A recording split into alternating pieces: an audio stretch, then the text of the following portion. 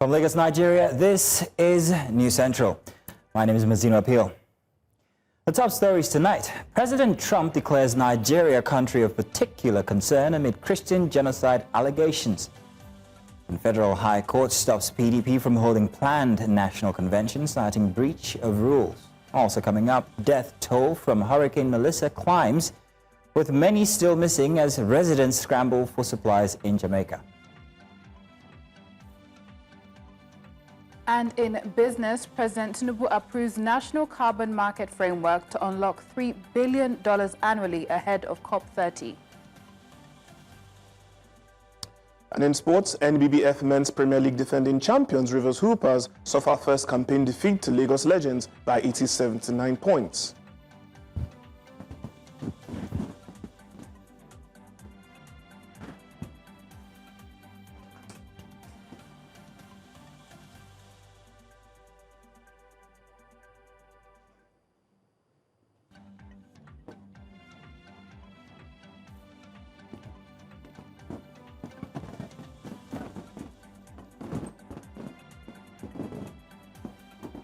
Tonight begins now.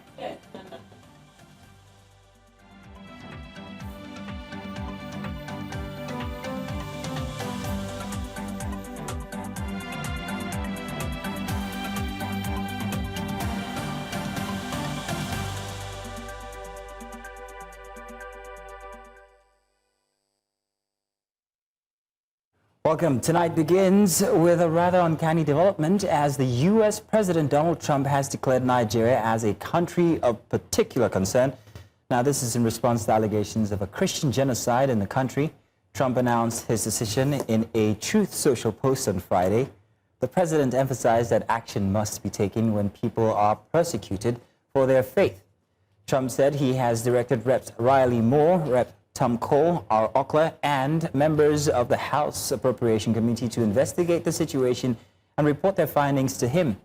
Despite the counter-statement from the Nigerian presidency on the allegation or alleged Christian genocide, a member of the U.S. Congress, Rep. Riley M. Moore, has insisted that about 7,000 Christians have been killed across the country only this year. To politics, the Federal High Court in Abuja has stopped the People's Democratic Party from proceeding with its planned national convention slated for November 15 and 16 in Ibadan. Delivering judgment in a suit challenging the process leading to the convention, Justice James Omotosho faulted the party's compliance with electoral laws and INEC guidelines. Our correspondent, Joshua Imarai, here has the details in this report. In a decisive ruling, the Federal High Court in Abuja stopped the People's Democratic Party from holding its national convention set for November 15 and 16 in Ibadan. Delivering judgment, Justice James Omotosho ruled that the party failed to follow the law in preparing for the convention, saying that congresses to pick delegates were not properly held in some states. He added that notices for the congresses were signed only by the national chairman without the national secretary, ruling that the action breached INEC rules and the Electoral Act. On legal representation, Justice James Omotosho ruled that the PDP's lawyer, Chris Uche, and Eita Ojegede were not properly authorized, adding that only the National Legal Advisor can brief lawyers for the party. The plaintiffs, however, reacted to the judgment. This judgment has clearly vindicated us, and the judge have ruled impunity has no place in democracy. We are not against convention. We are true party men. I went to the National Assembly on the platform of PDP. So I must defend the PDP ethics and all that it takes. But some elements in the party feel that they can pocket the party. Enough of this governors forum. Enough of this governors forum. Acting PDP chairman and other stakeholders dissatisfied with the ruling vowed to appeal the judgment. 3 people cannot subvert democracy. I want to say this emphatically, that this judgment today is a panacea to annihilating democracy in this country, because you cannot stop a whole political party from exercising its legal right. We have authorities whereby we have, it's supposed to be an internal affairs of the party. We are really very disappointed because the judgment is argumentative. You know, they were just trying to justify the and of course, praising or celebrating impunity, and of course, interference in the internal affairs of parties, and even placing some of us within the Republican Party. The court also stopped INEC from accepting any results from illegal congresses and ordered the PDP to issue fresh notices before any new convention. In Abuja for News Central, I am Joshua Imarayu. In a swift reaction, the People's Democratic Party says the judgment of the Federal High Court will not stop the preparations for the forthcoming National Convention. In a statement on Thursday, PDP spokesperson Debo Ologunagba described the ruling as an assault on Nigeria's democratic process. Now let's dive straight into this conversation as we bring in a News Central correspondent who has or was at the hearing today, Joshua Marai. Also joining is a former PDP Deputy Publicity Secretary, Dina Odeyemi. Thank you very much, gentlemen, for joining. First off, let's start with you, Josh. Josh, you were at the proceedings. You've been tracking the story from the courts to the party secretariat. A lot of viewers just want to know and understand the heart of the matter. What exactly did the court flag as the biggest breach in the PDP's process? To you, Mazino, the biggest issue highlighted by the court is procedure. Procedure is the bone of contention here. Well, the court said that the PDP failed to organize legal congresses, and when I mean congresses, legal congresses for observers and delegates for the National Convention. Of course, you know, when a party wants to hold this National Convention, congresses are being held from the world level down to the state level and to the zonal level before it can accumulate into the National Convention where they send representatives. What the court is saying that the PDP failed to follow those due process. And another thing the court raised was that most of the notices for this Congress that was held, the notices only carried the signature of the chairman of the PDP, excluding the signature of the secretary of the party. These were the issues that the court highlighted, saying that this is a procedural issue, and it shows that the PDP would go beyond the ambit of the law to hold these congresses if not addressed. Mazino. About process being the biggest issue here that the court underlined, but now the injunction comes at a time when the PDP is trying to prove that it can put its house in order before 2027. So this all looks like as if we've seen this before. So from your conversations with people, insiders in the party, is it more about legal missteps like the court thinks, or does this underline deeper political divisions in the PDP? I would tell you that it is both, because we all understand that PDP has had its fair share of intra-party conflict. Of course, you know that conflict is one of the characteristics that make us human. But notwithstanding, PDP is having quite a distraction, if I may say, particularly for the intra-party crisis that is actually bedeviling the party. Some say that the PDP, the leadership of the PDP, when I mean the leadership, I mean the acting national chairman, is trying to hold the party before 2027. That is why he had to go through the several means to achieve the congresses that now culminate into the National Convention. They are saying that what is happening is some sort of appears to be cracks within the wall in the party.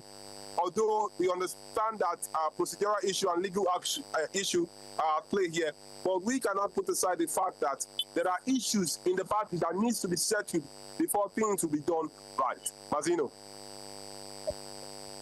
I'll talk about what happens next. We've seen the court orders. We've also seen how the PDP is preparing for the 15th and 16th. But if the court says stop, then, well, what next for them? What are the PDP, what's their immediate option from here on? Is it appeal, is it compliance, or do they defy? How realistic is it that the convention will hold in November? For for the PDP, there are three options particularly now on the table. One is to appeal, the other is to pause, and the other is to do the right thing. And when I mean do the right thing, that means the planned national convention will have to be postponed, adjusting the calendar of the party. And when the PDP is to appeal to this judgment, of course, you know it might take a little while, but the issues will be addressed. And the last option is pause. Well, distraction. Well, I can't really say only party players will have the major say here. But one thing is clear, the PDP needs to get its house in order, and the PDP needs to follow the ground lines of the electoral act and the guidelines of INEC to hold whatsoever is going to be holding as party congresses, national convention, or what have you. Mazino. Very much, Joshua Marai. Joshua, I'm going to let you go now. We have Nira Odemi who's joining us now. Let's talk to you, Nira. Thank you very much for joining us tonight. So the court has stopped your national convention, saying the PDP failed to hold valid state congresses and also didn't give proper notice. One has to wonder how such a basic procedural failure happens in a party that once prided itself on structure and experience, the biggest opposition. So how did we get here? Nira? Yeah, it's quite unfortunate that, we continue to find ourselves in the news on daily basis. And we have been in news for wrong reasons. Very, very unfortunate. Now, the latest one about the court stopping our Congress is so sad because we believe that will give us the opportunity to elect the new members of a National Working Committee that will reposition the political party and make it look good for Nigerians, to have and, vote for. But in the present circumstances, I've identified three areas of our problems. And the first is the ego of our leaders, the rascality of some of them, and the personal ambition, the personal ambition, which is selfish to me. Because I don't understand why simple process of a Congress will not be followed, that we now subject ourselves to court adjudication. Look at it this way. These people that went to court, they are members of the party. I think internal mechanism of resolving issues will have allowed the party to call them to a roundtable conference and let them withdraw their cases and, let us resolve whatever is the issue there. And what are the issues? Hold Congress and let everybody participate in this Congress. Not that you will now allow caretaker committee to come and vote, whereas you fail to conduct a proper Congress and, election in the states. That's one of the issues. Another issue is, bringing all the stakeholders together. The national chairman said he can identify three people that are disturbing the peace of the party. He couldn't name them. But my question now is, if you know the three of them, what is wrong as a leader, as the chairman, who want the progress of the party, to call everybody, even these three people?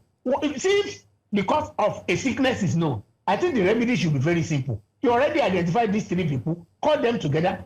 Let us see how we can move the party forward. Let us see how we can resolve these issues internally, not going to court. Of course, the procedure is very wrong, and we are finding ourselves in the wrong situation now. All right, Mr. Odemi, I'm wondering who these three people are, and if, respectively, you're talking about them in terms of the characteristics of ego, rascality, and ambition. But let's talk about the convention now. The convention was supposed to be a fresh start for the PDP to elect new officers and reset the House before 2027. But now the court has stepped in. The court has said you can't do that. So what happens next? Are we looking at a postponement? Are we looking at rezoning? Rezoning is also a very, very delicate matter within the PDP. Or are we even looking at a total restart for the party? As I'm talking to you right now, the statement that came out from the National Publicity Secretary, Debo Ologwagba, is that irrespective of the court judgment, the party will still go ahead with the convention. How that is going to happen, I don't know. But in my own opinion, what I think should happen is, tomorrow is not late. 24 hours is a long time in politics. Call all the stakeholders, call all these people that took the party to court. We can still resolve and give INEC the necessary 21 days and conduct election. We will postpone and, iron out whatever is the crisis. Not that the chairman will insist that they will go to appeal the judgment. By the time you take the judgment to appeal, how many days or how many months will that take? when you get the judgment, are you going to the Supreme Court? I don't believe in all this process. All right, then. What I think should happen is for the chairman and the leadership to call everybody together. We can still resolve it internally. All right, Mr. Nero Odeyemi, thank you very much. I hear you there. Postponement is still on the table here and resolution with the parties involved. Thank you very much, Mr. Nero Odeyemi, and also thank you, Joshua Marai, for covering the story. Thank you, gentlemen. Now, coming up tonight, EFCC tenders more documents and evidence against former National Security Advisor Dasuki. Details of this and more after the break. Do stay with us.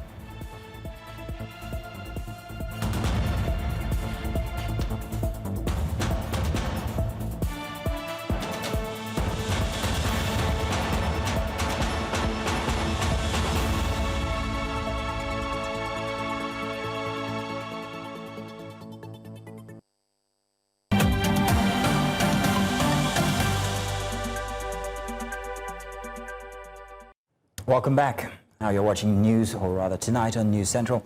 A reminder of our top stories. President Trump declares Nigeria a country of particular concern among Christian genocide allegations. And Federal High Court stops PDP from holding planned National Convention, citing breach of rules. Death toll from Hurricane Melissa climbs, with many still missing as residents scramble for supplies in Jamaica. Now, the Nigerian army has redeployed 60 major generals and 11 brigadier generals in a major shake-up across formations and units. In a memo dated October the 30th, signed by E.L. Okoro, the military secretary, the affected senior officers are expected to resume their new primary assignments on November the 3rd, 2025. Only 4 of the senior officers, who are major generals, were asked to remain in their current posts, but with new appointments. The 4 officers are P.A.O. Okoye, Y. Yahaya, I. Otu, and S. Nuhu. This follows President Bola Tinubu's last Friday sacking and replacement of the service chiefs and chief of defense staff. Hawaii Shaibu, a major general, replaced Olufemi Oluyede, a lieutenant general, who was elevated to the chief of defense staff position. Sunday Aneke, an air vice marshal, became air chief, while Idris Abbas, a rear admiral, is the new naval chief. The changes came weeks after rumors of a botched coup plot, although denied by the military authorities. It's a ceremonial end to decades of service for Nigeria's Chief of Defense Staff, General Christopher Musa, who today took his final salute at a colorful pull-out parade held in Abuja. General Musa inspected the quarter guards and observed the parade for the last time as the defense headquarters honored his years of leadership and dedication to the armed forces. In his valedictory address, the retired defense chief said he is retired but not tired, expressing gratitude to President Bola Tinubu for the opportunity to serve and to his family for enduring the sacrifices that came with his years in uniform. General Musa also thanked officers and men of the Nigerian Armed Forces for their courage, professionalism, and cooperation throughout his tenure, urging them to remain steadfast in their duty to protect the nation and strive to be even better. Sagir Ibrahim here has more on the story. After 39 years of active service, General Christopher Musa bows out in grand style.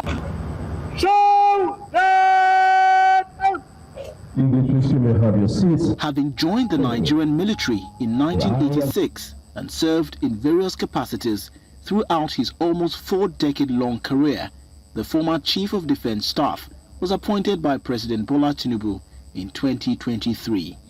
2 years later, General Musa took his final salute and observed the parade for the last time. In his valedictory speech, Musa says he leaves active duty with pride. As I hang my uniform today, I do so with a clear conscience, knowing that I gave my all. I live with cherished memories of camaraderie, of battle fought, and of triumph celebrated as one family. The sound of the bugle might change for me, but the soldier's heart beats on forever.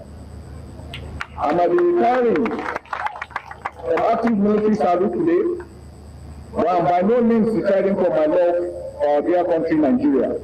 He also called for continued synergy among the armed forces to sustain the fight against insecurity across the country. There's no single institution, no single organization can win this war fight alone. We must unite, we must collaborate, we must fight together.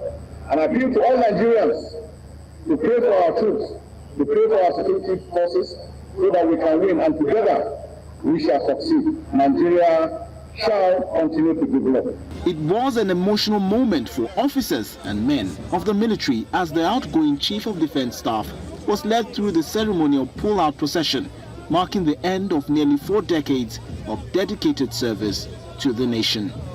General Musa expressed gratitude to his family, the government, and the armed forces for the opportunity to serve, urging troops to remain loyal, professional, and committed to the ideals of sacrifice and selfless service. And so ends 39 years of meritorious service for the Chief of Defense Staff, General Christopher Musa. And for General Musa, he may be retired, but he is not tired. From the Mogadishu cantonment in Abuja, for News Central, Sagir Ibrahim. The Economic and Financial Crimes Commission on Friday tendered more evidence in the trial of retired Colonel Sambo Dasuki and 3 others before an Abuja High Court. Dasuki, a former National Security Advisor is charged with an amended 32-count charge bordering on criminal breach of trust, dishonest release, and receiving various sums of money to the tune of 33.2 billion naira. He was accused of misappropriation of security funds in the account of the Office of the National Security Advisor, alongside a former general manager with the Nigerian National Petroleum Corporation, Aminu Babakusa. The others are 2 firms, Acacia Holding Limited and Reliance Referral Hospital Limited. The EFCC arraigned the 4 defendants afresh on March 25th in a case that began in 2015. Still ahead tonight, Lebanon slams Israel for intensifying attacks despite calls to renegotiate. We bring you details of this after now.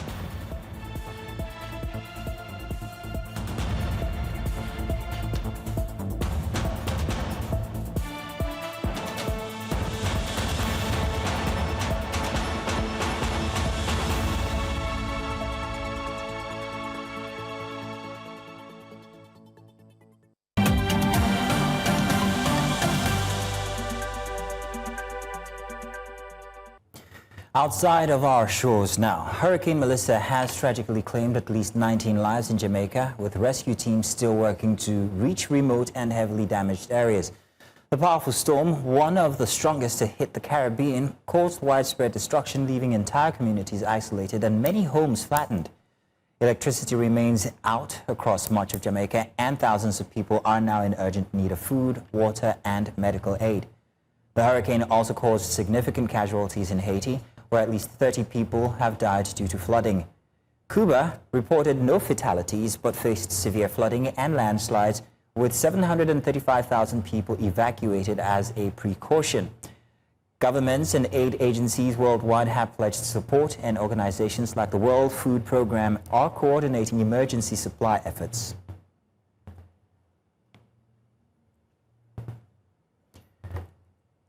It's gone a short break now. We've got more after this. Do stay with us.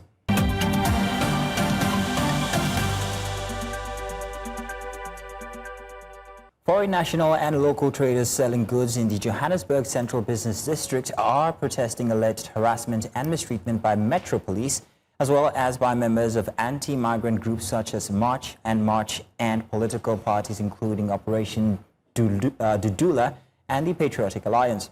These informal traders in Johannesburg, represented by the Socio-Economic Rights Institute, have taken the city of Johannesburg to the High Court to challenge its recent by-law enforcement action and evictions. The traders are fighting against what they see as unfair permit cancellations and a lack of due process, arguing that these actions infringe on their rights to earn a living. The city has lost previous court cases after taking a blanket approach to removing informal traders, most of them who are foreign nationals, from the streets.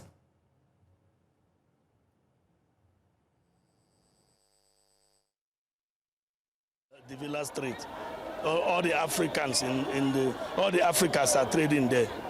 Even South Africa, even Malawi, even Zimbabwe, all the Africans are trading there. It's not only Nigeria, but they are using the name Nigeria. It's like it's only Nigeria that are trading there. It's not only Nigeria. It can accommodate all the African nations here. It's not easy. We are all family men. We have to put food on the table for our kids. We have responsibilities. We have children that are going to school. We have everything. We have bond to pay. Now, Alexander Van Rugen joins me now for this conversation, as well as President Trump's tagging of Nigeria as a country of particular concern. We're going to discuss all that. Good to have you here, Alexander. Good to have you back again, Alexander. Thank you. So, Alexander, how have the recent evictions and displacement of informal traders, that include Nigerians and other foreign communities, affected them? Well, obviously, their livelihood is being affected. They're being shut down. They tended to establish huts and a flea market type atmosphere in the streets of South Africa. The complaint from the local retailers was they weren't licensed, they didn't have permits, they don't pay taxes, and they're harming our business. So of course there's, because of the current economic state in South Africa, there's they're looking for a scapegoat, and the immigrants are that scapegoat, and they're getting caught up on it. So how can both foreigners and locals, now we hear that there's very many people from other countries, even Nigerians, how can they work together to build a more inclusive society where diversity is seen as an asset rather than a threat? Well, society works on fulfillment and success. If everybody has a job, they all get along. When the locals don't have jobs, they blame it on the immigrants taking the jobs. That is a story that can be told 1,000 times, only the names change. Right now, South Africa is not alone. I mean, it's got a 32% unemployment rate, and there's, they have a high crime rate. I'm not saying the crime is blamed on the immigrants, but the politicians are certainly saying that. And it's funny, when you have a shortage of statistics to support something, it can feed the political narrative. And it gives the politicians that may be hiding behind the veil of institutional corruption, gives them somebody to blame for the shortcomings in the economy and all the other problems facing the country. So it falls into the political rhetoric. Well, thank you, Alexander. Alexander, let's move on now to today's concern, and that is the U.S. President Donald Trump this morning put up on a Truth Social, a post that referred to Nigeria as a country of particular interest now. So how does Trump's declaration address the reported persecution and killings of Christians in Nigeria? Do remember that we've had situations where we've had representation from Nigeria go over and explain the situation of things in Nigeria to the White House. What do you think? Well, of course, you have a problem with terrorism within the country. Now, their acts of violence and killings haven't been just focused on Christians. I think Boko Haram and the Fulani terrorists have killed 350,000 people. And the estimates I've seen that about 62,000 of them are Christians. And this year alone, they've killed about 7,000. That's still a substantial number.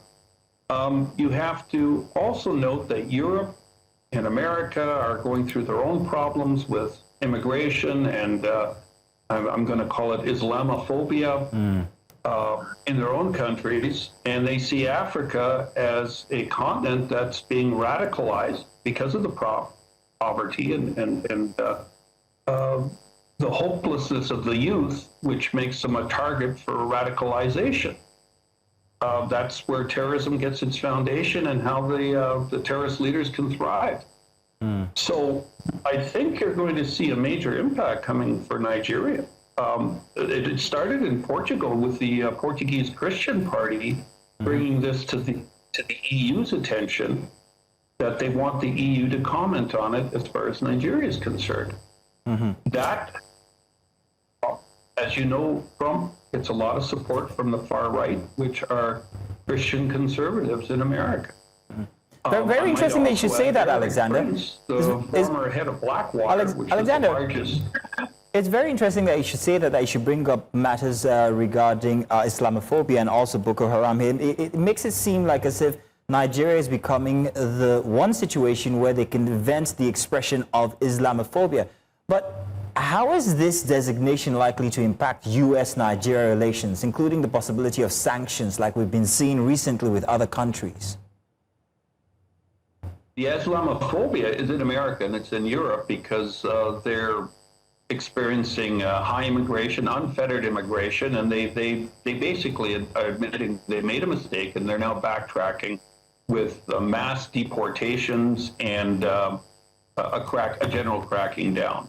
So that's not on Nigeria, that's on other countries, America in particular. But you have to understand their base. Europe and America were built on the foundations of Christianity. And now they see this being threatened. And now they see their fellow Christians being murdered or acts of violence being conducted on them on the continent of Africa. Africa is dependent on aid. They're also dependent on trade. And if you're doing nothing for tyranny to rule, all it takes a few good men to do nothing. And I think what you're going to see is pressure from Europe and North America on Nigeria to resolve this issue and crack down on it. As I was about to say a few minutes ago, Eric Prince, the former head of Blackwater, the largest mercenary group in the world, formerly based out of the States, has gone to Pope Leo at the Vatican and asked for funding to assist in the protection of Christians in Nigeria. That's major. Okay. And I see this getting a lot of traction. If the Vatican doesn't fund it, I can see private Christian groups in America lining up to put money into the hat. Well, all right then. Alexander von Rugen, I want to say thank you for joining us tonight to give your expert opinion. Thank you very much. My pleasure as always. Tonight returns with business, sports, and entertainment. Do stay with us.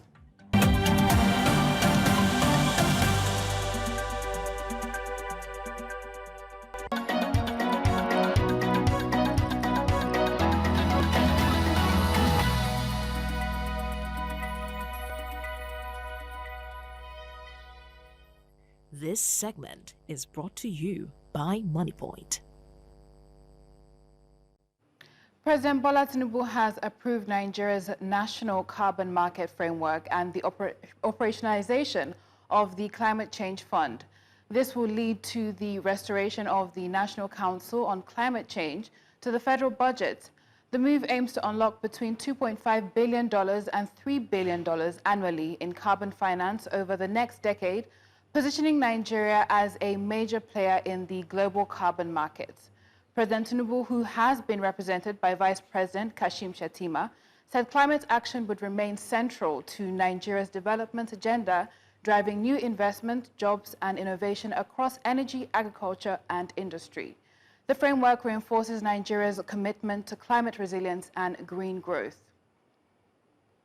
And Nigeria's interbank core rate has dropped to an 11-month low of 24.5% in October 2025. This signals improved liquidity in the banking sector as the Central Bank of Nigeria continues its gradual interest rate cuts. The last time rates were this low was in November 2024 at 19%. According to Ayokunle Olubumi, head of Financial Institutions Rating at Augusto & Co., factors driving the decline include lower government borrowing, adjustments to the cash reserve ratio, and banks' ongoing capital raising activities, which collectively eased funding pressures. The rate has peaked at 32.5% in March 2025 before stabilizing, reflecting greater financial system stability. We take a break now and return with the market report. Stay with us. To the NGX, we're breaking the week-long bearish run. The NGX has rebounded. The all-share index climbed 0.29%. We're also seeing the market capitalization at 97.83 trillion naira, All-share index 154,123.62.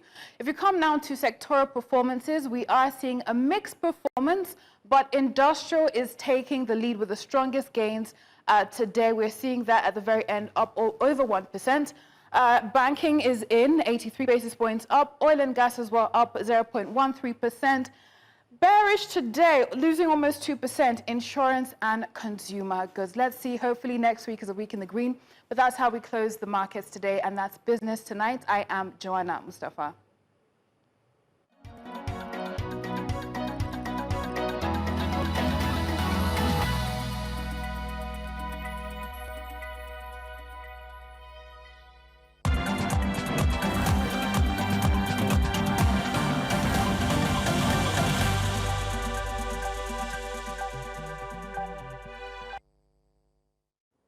Kenyan marathon legend Eliud Kipchoge says Sunday's New York City Marathon will be the final race of his illustrious career. The 40-year-old, who turns 41 next week, will retire after 16 wins in 23 marathons, including 11 major victories, which is the most by any athlete. His New York debut completes the 7-star marathon series, having already raced in Tokyo, Boston, London, Berlin, Chicago, and Sydney. Kipchoge, who is a 2-time Olympic champion and 2-time world record holder, finished 6th in London and 9th in Sydney. Sunday's race will mark the end of an era for the greatest marathoner in history. To mark 1 year to go until the Dakar 2026 Youth Olympic Games, the official Dakar 2026 mascot was unveiled on Friday during a ceremony at the Grand Theatre in Dakar, Senegal. The figure of a lion has been nicknamed Ayo, which means joy in the Yoruba language. It reflects the spirit of celebration and unity associated with the Games. The Dakar 2026 YOG will take place from 31st of October to 13th of November 2026, bringing together 2,700 of the world's best young athletes aged up to 17. The Games will be held across 3 host sites in Senegal, Dakar, Diamandilio, and Saly.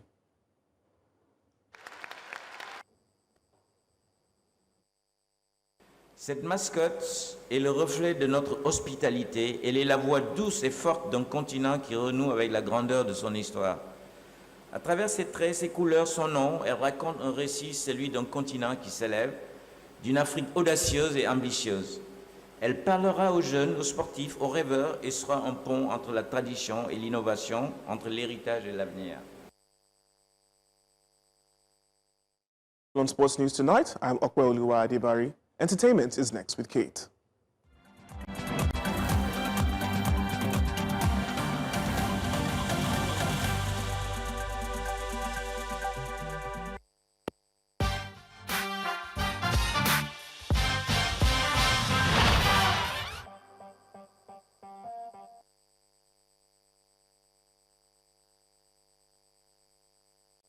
And indeed, it is time for Kate Adiogun to bring us entertainment tonight. Thank you, Kate, Mazino. How are you doing today? Looking sharp as always. Thank you. All right, in the world of entertainment, Nigerian music star Adekunle Gold has once again opened up about his ongoing battle with sickle cell disease, reminding fans that fame does not take away the pain. In a recent interview, the party Know They Stop crooner shared that he still experiences health crisis caused by the condition, even though he has learned to manage it better over the years.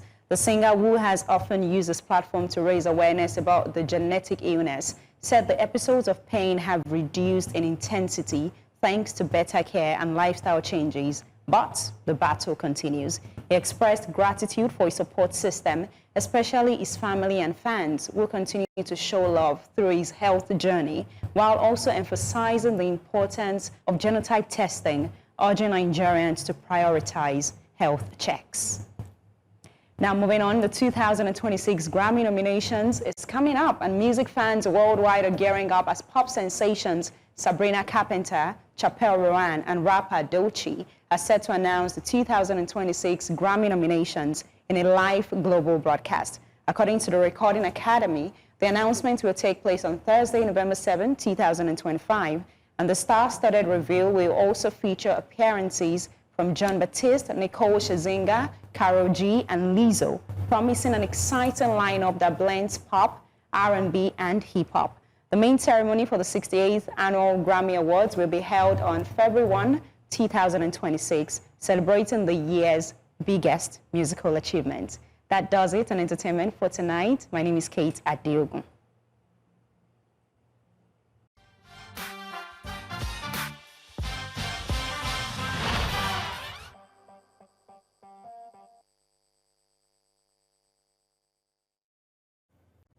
The Peak Performance Festival 2025 is set to host a two-day leadership summit aimed at empowering emerging leaders across Africa. The announcement was made on Friday at a press conference in Lagos. News Central's correspondent Victor Mbadike here reports. As Africa grapples with leadership gaps, the Peak Performance Festival hopes to change the narrative, bringing young professionals and women together for intensive leadership and personal development training. The convener, Bola Salami, says the summit will equip emerging leaders with practical skills to thrive in a fast-changing world. This festival is powered by CHAMP, the parent organization behind the Peak Performer brand. CHAMP is a leadership enterprise committed to driving a culture of excellence in the African marketplace through executive coaching, workforce development, advisory services, and executive branding. At CHAMP, our belief is simple but yet profound, that Africa will not rise by convenience, but it will rise by compassion. That our continent will not rise by emotion, but it will rise by excellence. So every year, we gather, not just to celebrate leadership, but to redefine what it means to perform with purpose and lead with intelligence in a world that is fast changing. I'm particularly excited about this one because it's a women leadership event.